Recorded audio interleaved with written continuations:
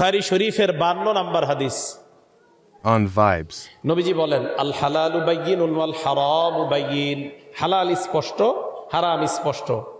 ওয়া বাইনাহুমা মুশাব্বাহাত। হালাল হারামের মাঝে কিছু বিষয় আছে অস্পষ্ট। লা ইয়ালামুহুন্না কাসীরুম মিনান নাস। অধিকাংশ মানুষ এই সন্দেহযুক্ত বিষয়ের ব্যাপারে জানে না। দুইটা ধান ক্ষেত, এই ধান দুই ক্ষেতের মাঝখান দিয়ে আপনি হাঁটলেন, দোনো ক্ষেতের ধান পাকছে। আইল দিয়ে আপনি হাঁটতেছেন, দুই ক্ষেতের ধান আপনার জামার মধ্যে লাগছে। এখন এই দুই ক্ষেতের ধান নিয়ে আপনি উপরে উঠছেন, 10-12টা ধান আপনার জামায় লাগছে। মুফতি সাহেবকে ফোন দিয়া জিজ্ঞাসা করলেন, আমি যে দুই ক্ষেতের মাঝখান দিয়ে হাঁটলাম, এই হাঁটার সময় যে ধান আমার শরীরে লাগলো, এটা কি বান্দার হক নষ্ট হয়েছে কিনা? তো মুফতি সাহেব ফতুয়া দিয়ে দিবে যে না, এটার তেমন সমস্যা হয় নাই, কারণ এটা আপনি তো ইচ্ছা করে করেন নাই।